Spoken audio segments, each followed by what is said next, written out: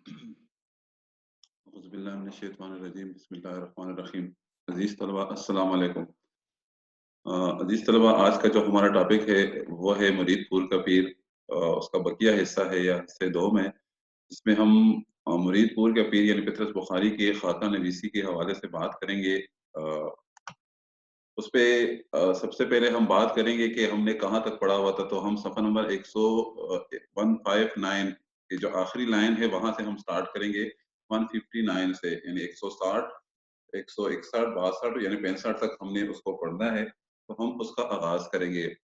मैं मुख्तसरन उसके जो पिछला सबक हमने पढ़ा था तो उसको भी मैं थोड़ा सा रिवाइज कर दूं कि किसी ने पतरस बुखारी से पूछा था कि आप अपने आबाई वतन यानी मुरीदपुर क्यों नहीं जाते, उसकी क्या वजह है या उसका जिक्र आप क्यों नहीं करते। तो उन्होंने एक बता दिया कि आज मैं आप लोगों को बता देता हूँ कि उसकी असल वजह क्या है।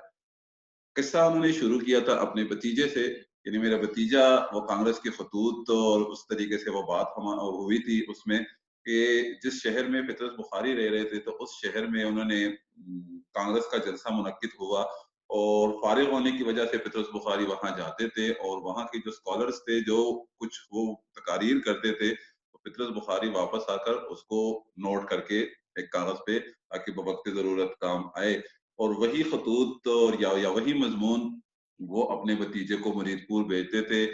उसका भतीजा बहुत एहतराम के साथ उसके मज़ामीन पढ़ते थे, बल्कि एक मकामी अखबार जिसका नाम था मुरीदपुर गज़ट, वो उसमें भी शेयर करते थे और उसी तरीके से दूसरे लोगों में उसको बहुत मकबूलियत या शोहरत हासिल हुई और वो एक लीडर बन जाता है। इसी तरीके से जो जलसे जुलूसों का दौर था, तो उन्होंने ये भी कहा था कि जिसको एक मेज़, एक गुलदान और एक कुर्सी मुयस्सर आई तो उन्होंने अपना जलसा कर दिया। तो इसी तरीके से बात बढ़ती हुई अंजुमन अंजुमन नौजवानान हिंद की तरफ से उसको एक खत मौसूल होता है कि आप हमारे किसी तकरीब में, किसी जलसे में आपने नौजवानों को हिंदू मुस्लिम इत्तेहाद के हवाले से तलकीन करनी है, उसको बताना है कि हिंदू मुस्लिम इत्तेहाद क्यों जरूरी है। तो वो अपना सारा वक्त जो है वो उसका इकरार कर लेते हैं, उसको जवाब भेज देते हैं कि स्टेशन पे कोई नहीं आए और मैं इंशाल्लाह आप लोगों के पास टाइम पे पहुंच जाऊंगा, जलसा जिस दिन भी मुनक्किद होगा तो इन्फॉर्म कीजिएगा। इसी तरीके से फिर उसको वो फिक्र थी और बहुत ज्यादा अपनी तकरीर की फिक्र थी उसे, और तकरीर करने के लिए वो सोचते थे कि मैं क्या कहूंगा। सबसे पहले उन्होंने इल्ताफ हुसैन हाली के सफा नंबर 159 पे अगर आप लोग देखें फिर, तो उन्होंने वो 5 उन्वानात जो है वो उन्होंने उसको मखसूस किया था कि पहले मैंने क्या बोलना है, इल्ताफ हुसैन हाली के अशआर है, फिर ये बोलना है, फिर ये। इसी तरीके से उन्होंने अपने जहन में बल्कि कागज पे नोट भी कर लेता है और अपने जहन में वो बिठा देता है कि आज मैंने वहां जाकर लोगों से कैसी तकरीर करनी है या कैसी मैंने बात करनी है। आज हम जो पढ़ेंगे तो आज हमारा जो टॉपिक है ये तो मुख्तसरन उसके बारे में था जो हमने पढ़ा है। आज हमारा टॉपिक है तो सफा नंबर 161 था, 165 की हम बुलंद ख्वानी और वजाहत करेंगे हर पैराग्राफ की। अल्फाज माने भी साथ साथ आप लोगों को स्क्रीन पे भी नजर आएंगे और आप लोग नोट भी कर सकते हैं। इसके अलावा जो इस सबक के एक्सरसाइज है या मश्की सवालात और जवाबात है वो भी आप लोगों को इस स्लाइड में दिखाए जाएंगे। सबसे पहले अगर हम एक नजर दोबारा डालें उसके मरकजी ख्याल पे, तो इस खाके में उनको तंजिया और मज़ाहिया अंदाज अपनाते हुए पतरस बुखारी ने एक फर्जी खाका तहरीर किया है और अपना मजाक उड़ाया है और हादसाती तौर पर उनको पता नहीं होता और वो मुरीदपुर में लीडर बन जाते हैं, वो भी आपको बताया गया पहले। और क़याम पाकिस्तान से पहले सियासी रहनुमाओं की और सियासत के क्या मसाइल थे वो भी उन्होंने उसको थोड़ा बहुत उस पर तंज किया है या उसका मजाक उड़ाया है। ठीक है, तो अब शुरू करते हैं मुरीदपुर का पीर।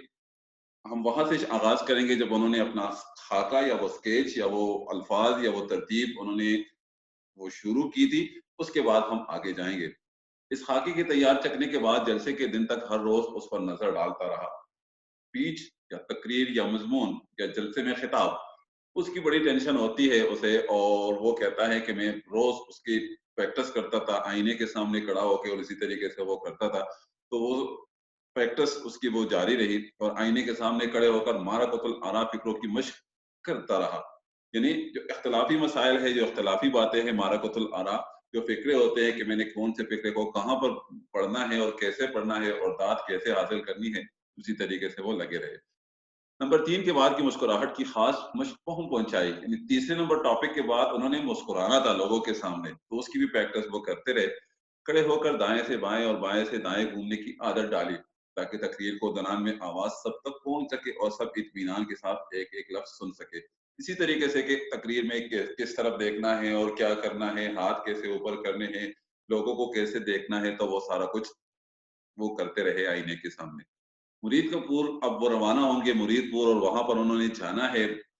देखते हैं कि वहाँ वो पहुँचते कैसे हैं और किस तरीके से रास्ते में उसका इस्तेक़बाल होता है। आने वाले पैराग्राफ में यही बता रहे हैं। मुरीदपुर का सफ़र 8 घंटे का था। रास्ते में सांगा के स्टेशन पर गाड़ी बदलनी पड़ती थी। अंजुमन नौजवानान हिंद के बाद जोशीले अरकान, यानी जोश वाले अरकान जो बहुत ज़्यादा पुरजोश थे, वहाँ इस्तिकबाल को आए हुए थे। उन्होंने हार पहनाए और कुछ फल वग़ैरह खाने को दिए।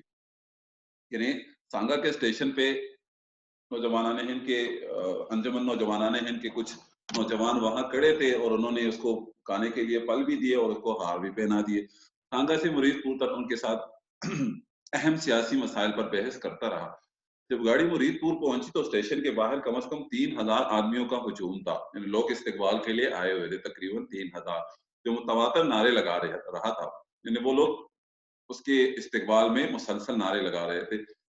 मेरे साथ जो वॉलंटियर रज़ाकार, उन्होंने कहा, "सर बाहर निकालिए, लोग देखना चाहते हैं।" मैंने हुक्म की तामील की, यानी वो गाड़ी से या खड़े हो गए या गाड़ी से उन्होंने अपना सर बाहर निकाल दिया। हार मेरे गले में थे, एक संतरा मेरे हाथ में था। मुझे देखा तो लोग और भी जोश के साथ नाराज़न हुए। बमुश्किल तमाम बाहर निकल आया। मोटर पर मुझे सवार कराया गया और जुलूस जलसागाह की तरफ आया। यानी उसी तरीके से इस्तकबाल करते हुए और लोग नारे लगाते हुए जलसागाह पहुँच जाते हैं। देखते हैं कि जलसागाह में क्या हालात है। जलसागाह में दाखिल हुए तो हुजूम 5-6 हज़ार तक पहुँच चुका था। बहुत ज़्यादा लोग थे, 5-6 हज़ार के करीब लोग उस जलसे में जमा हो चुके थे, जो एक आवाज़ होकर मेरा नाम ले लेकर नारे लगाता रहा। मुसन्निफ कह रहा है, दाएँ-बाएँ सुर्ख़ सफ़ेद झंडियों पर मुझ खाकसार की तारीफ़ में चंद कलमात भी दर्ज थे। खाकसार आज इसको कहते हैं, यानी अपनी आजिज़ी की तरफ इशारा करें। मसलन क्या नारे दर्ज थे? हिंदुस्तान की निजात तुम्हीं से है, मुरीदपुर के फ़ज़िल, खुशामदीद, हिंदुस्तान को उस वक़्त अमल की ज़रूरत है। यानी इस वक़्त हिंदुस्तान को अमल की ज़रूरत है। ये उस बैनर्स पे या कुछ चार्ट वग़ैरह पे इस तरह के जुमले दर्ज थे। मुझको स्टेज पर बिठाया गया। सदर जलसा ने लोगों के सामने मुझसे 2-4 बार मुसाफ़हा किया। दोबारा मुसाफ़हा किया, यानी हाथ मिलाना, और मेरे हाथ को बूसा दिया यानी छूमा, और फिर अपनी तारुफ़ी तकरीर यूँ शुरू की। यानी जो कंपेयर था या वहाँ पे जो मेज़बान था, जो डाइस पे मतलब कंपेयरिंग कर रहा था, तो उन्होंने मुसन्निफ की तारीफ़ इस तरह की, हज़रात, हिंदुस्तान के जिस नामी और बुलंद पाया लीडर को आज जलसे में तकरीर करने के लिए बुलाया गया है, तकरीर का लफ्ज़ सुनकर मैंने अपनी तकरीर की तमहीदी फ़िक्रों को याद करने की कोशिश की। सिर्फ़ तकरीर का नाम सुनते ही वो अपनी तकरीर की फ़िक्र हो गई। तमहीद कहते हैं आगाज़ को, कि अब मैंने किस तरीके से उसका आगाज़ करना है, तो अपने ज़हन में अब वो सोचने लगा। लेकिन उस वक़्त ज़हन में लेकिन इस वक़्त ज़हन इस कदर मुख्तलिफ तासुरात की आमाजगाह बना हुआ था। आमाजगाह कहते हैं ख़यालात का मरकज़, यानी मुख्तलिफ ख़यालात उसमें आ रहे थे, तो उसको समझ नहीं आ रही थी कि स्टार्ट में क्या बोलना है, कि नोट देखने की ज़रूरत पड़ी। जेब में हाथ डाला तो यानी उन्होंने कहा कि मैं वो कागज़ पे जो कुछ लिखा हुआ है उसको एक नज़र फिर से पढ़ लूँ, तो थोड़ा बहुत मुझे वो याद आ जाएगा। अब वो कागज़ देख रहा है। जेब में हाथ डाला तो नोट नदारद, गायब। यानी उसके पास वो कागज़ है ही नहीं अभी जेब में, जिस पे उन्होंने इब्तिदाई जुमले या अपनी तकरीर के जो अल्फाज़ थे, वो लिखे हुए थे। हाथ-पाँव में यकलक एक ख़फ़ीफ़-सी खनकी महसूस हुई। यानी अचानक एक ख़फ़ीफ़ कहते हैं मामूली, एक मामूली-सी ठंडक महसूस हो जाती है, या घबराहट भी यहाँ अपना ले सकते हैं, कि वो घबरा जाता है कि अब क्या करूँगा? दिल को सँभाला के ठहरो, अभी और कई जेबें हैं, घबराओ नहीं। नशे के आलम में, नशा भी काँपने को कहते हैं, घबराहट की हालत में सब जेबें देख डाली। लेकिन कागज़ कहीं ना मिला। तमाम हाल आँखों के सामने चक्कर खाने लगा, यानी घबराहट उसको हो रही थी और दिल ने ज़ोर-ज़ोर से धड़कना शुरू किया। होंठ खुश्क होते हुए महसूस हुए। 10-12 दफ़ा जेबों को टटोला। टटोला कहते हैं तलाश करना। बार-बार वो अपने जेबों को तलाश कर रहा है, देख रहा है कि या इलाही क्या करूँ अब? पढ़ना क्या है? लेकिन कुछ भी हाथ ना आया। जी चाहा कि ज़ोर-ज़ोर से रोना शुरू कर दूँ। बेबसी के आलम में होंठ काँपने लगा। सदर जलसा अपनी तकरीर बराबर कर रहे थे। वो मुसलसल जो मेज़बान है, वो मुसलसल उसकी तारीफ़ें कर रहा है और इसको बड़ी फ़िक्र हो गई। क्योंकि वो कागज़ भी उसके पास नहीं है, उसको समझ भी नहीं आ रही कि मैंने क्या पढ़ना है, क्या बोलना है सामने। तो हम देखेंगे कि उन्होंने जब तकरीर के लिए उसको बुलाया जाता है, तो वहाँ लोगों के सामने कहता क्या है और आखिर में उसकी क्या हालत होती है। मुरीदपुर का शहर उन पर जितना भी फ़ख्र करे कम है। हर सदी और हर मुल्क में सिर्फ़ चंद ही आदमी ऐसे पैदा होते हैं जिनकी ज़ात नूई इंसान के लिए यानी ये तारीफ़ कर रहे हैं मेज़बान तारीफ़ कर रहा है मुसन्निफ़ की या उस लीडर की कि चलिए बहुत लीडर कम पैदा होते हैं और बहुत से लोग ऐसे कम पैदा होते हैं जो डाँट-डाँट लगा हुआ है। इसका मतलब है कि और भी उन्होंने तारीफ़ की है। खुदाया अब मैं क्या करूँगा? एक तो हिंदुस्तान की हालत का नक्शा खींचना है। इससे पहले ये बताना है कि हम कितने नालायक हैं। नालायक का लफ्ज़ तो गैर मौज़ू होगा, जाहिल कहना चाहिए। ये ठीक नहीं, गैर मुहज़्ज़ब। उनकी आला सियासतदानी, उनका कौमी जोश और मुखलिसाना हमदर्दी से कौन वाकिफ़ नहीं। ये फिर मेज़बान तारीफ़ कर रहा है। ये सब बातें तो ख़ैर जानते हैं, लेकिन तकरीर करने में जो मलिका उनको हासिल है, मलिका कहते हैं महारत को, उनको वो हासिल है, यानी वो मुसलसल तारीफ़ें कर रहा है। हाँ, वो तकरीर का काहे से यानी कहाँ से शुरू होती है, हिंदू-मुस्लिम इत्तेहाद पर तकरीर चंद नसीहतें ज़रूर करनी है, लेकिन वो तो आखिर में है, वो बीच में मुस्कुराना कहाँ था? मुसन्निफ़ अपने साथ सोच रहे हैं। मैं यकीन दिलाता हूँ कि आपके दिल दहला देंगे और आपको खून के आंसू रुलाएँगे। यानी ये मेज़बान फिर बोल रहा है कि लोगों को कह रहा है कि मैं आपको यकीन दिलाता हूँ कि आपको खून के आंसू रुलाएँगे। सदर जलसा की आवाज़ नारों में डूब गई। दुनिया मेरी आँखों के सामने तारीफ़ हो रही थी। इतने में सदर ने मुझसे कुछ कहा। मुझे अल्फाज़ बिल्कुल सुनाई ना दिए। इतना महसूस हुआ कि तकरीर का वक़्त सर पर आन पहुँचा है और मुझे अपनी नशिस्त पर से उठना है। चुनांचे एक नामालूम ताकत के ज़ेरे असर उठा। कुछ लड़खड़ाया, फिर सँभल गया। मेरा हाथ काँप रहा था, हाल में शोर था। मैं बेहोशी से ज़रा ही दूर था। जब वरे था का लफ्ज़ लिखा हुआ है, तो दूर था और नारो ज़ाहिर है कि घबराहट उसको बहुत ज़्यादा हो रही थी और वो कह रहे हैं कि मैं बेहोशी से बेहोश होने वाला था, ज़रा-सा दूर था। लेकिन अब क्या कर सकता हूँ? उठना पड़ा उसको। देखते हैं कि अब क्या बोलते हैं। अब हम सफ़र शुरू कर रहे हैं, सफ़र नंबर 163 163 नारों की गूंज उन लहरों की शोर की तरह सुनाई दे रही थी जो डूबते हुए इंसान के सर पर से गुजर रही हो। तकरीर शुरू कहाँ से होती है, लीडरों की खुदगर्जी भी बयान करनी है और क्या कहना है। एक कहानी भी थी, पतले और लोमड़ी की कहानी। नहीं ठीक है दो बैल। अब वो सोच रहा है कि मैंने बोलना क्या है, कहाँ पे क्या कुछ करना है। कहानी भी वो थोड़ा-सा भूल जाता है और कुछ उसको थोड़ा बहुत वो हो जाता है कि क्या कुछ करना है। तो इसी तरीके से उन्होंने ये कहा कि अब मैंने क्या बोलना है।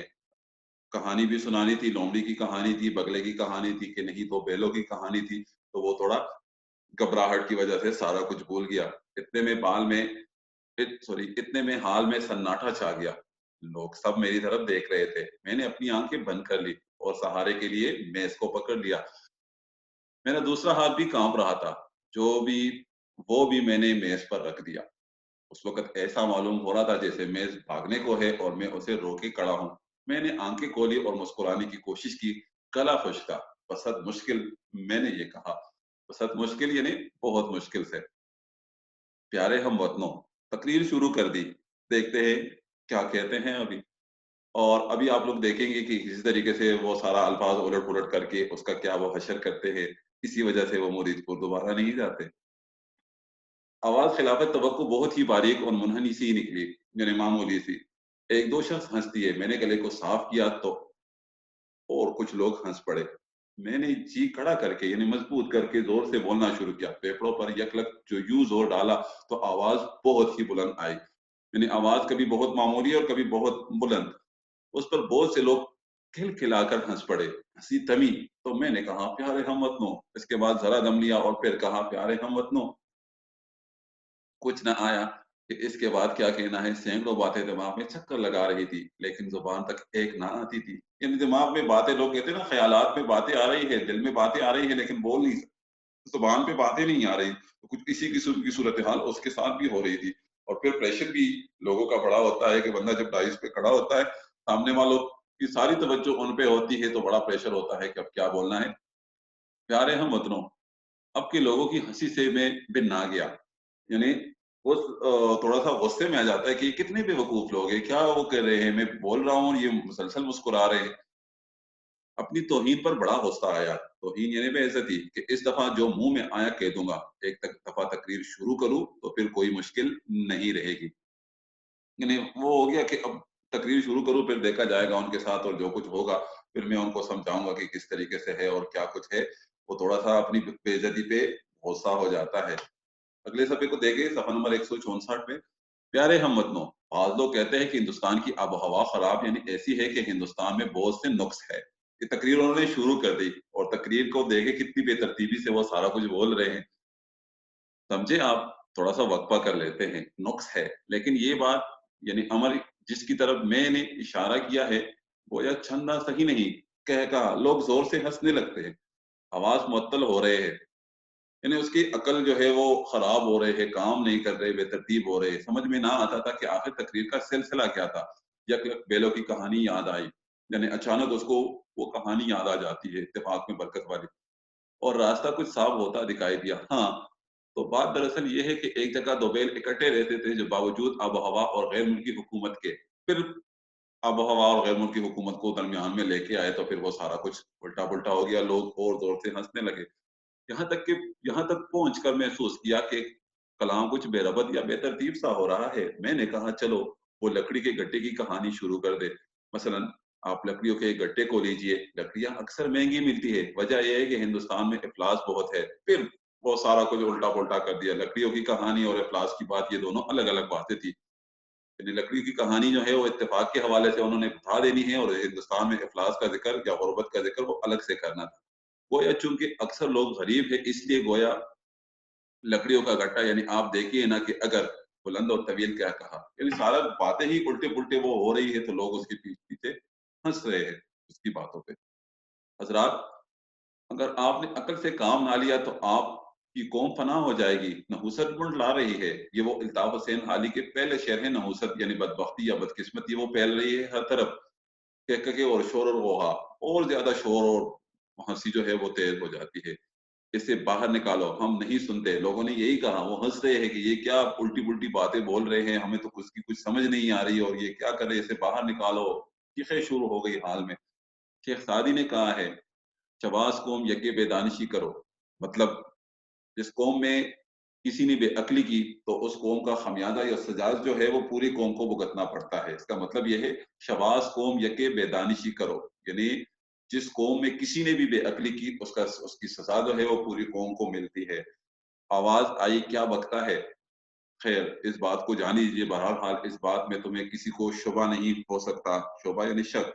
अंदलीब मिल के करे आह वज़ारिया, तू हाय गुल पुकार में छल्लाओ हाय दिल। वो कह रहे कि इस पे कोई शक नहीं है कि ये शेर मैंने सही पढ़ा था उस वक़्त, लेकिन मौके की मुनासिबत से नहीं था। सफ़ा नंबर 165 है, इस शेर के दौरान खून को तेज़ कर दिया, साथ ही लोगों का शोर भी बहुत ज़्यादा हो गया, चुनांचे मैं बड़े जोश से बोलने लगा। वो कह रहे शेर मैंने सही पढ़ा, तो फिर जोश चढ़ गया और फिर कहा कि चलो आगे, जैसे जो कौमें उस वक़्त बेदारी के आसमान पर चढ़ी हुई है, उसकी ज़िंदगियाँ लोगों के लिए शाहराह हैं और उनकी हुकूमतें चार दांगे आलम की बुनियादें हिला रही है। चार दांगे आलम यानी चारों तरफ की दुनिया, या हर तरफ भी आप कह सकते हैं। लोगों का शोर और हँसी और भी बढ़ती गई। आपकी लीडरों की खानों पर खुदगर्जी की पट्टी बंधी हुई है। कि कानों पर कह रहे, आँखों पर या इन कानों पर। दुनिया की तारीख़ इस बात की शायद है कि ज़िंदगी के वो तमाम शोबे, नहीं वो उल्टा-पुल्टा बोल रहे हैं, तो इसलिए उन्होंने आँखों की बजाय कानों कहा है और वो सारा कुछ उलट-पुलट बोला है। लेकिन लोगों का होगा और कह-कहे इतने बुलंद हो गए कि मैं अपनी आवाज़ भी ना सुन सकता था। अक्सर लोग उठ खड़े हुए और गला फाड़-फाड़ कर कुछ कह रहे थे। मैं सर से पाँव तक काँप रहा था। हुजूम में किसी शख्स ने बारिश के पहले कतरे की तरह हिम्मत करके सिगरेट की एक खाली डिब्बिया मुझ पर फेंक दी। इसके बाद 4-5 कागज़ की गोलियाँ मेरे इर्द-गिर्द स्टेज पर आ गिरी, लेकिन मैंने अपनी तकरीर का सिलसिला जारी रखा। हज़रात, तुम याद रखो, तुम तबाह हो जाओगे, तुम 2 बैल हो। ये वो उल्टी-पुल्टी बातें अपने साथ वो कर रहे हैं, सारा कुछ इसी तरीके से वो बेतरतीब के साथ ही लगा हुआ है। लेकिन जब बूछाड़ बढ़ती गई, यानी लोगों की जो कागज़ के टुकड़े हैं, बूछाड़ इसी ने वो कह रहे हैं, तो वो मुसलसल वो उस पे आ रहे हैं। तो उन्होंने इसलिए कहा कि मैंने उस वक़्त नामाकूल मजमा से किनारा कशी ही, नामाकूल कहते हैं नामुनासिब या गैर मौज़ू, किनारा कशी कहते हैं दूर जाना,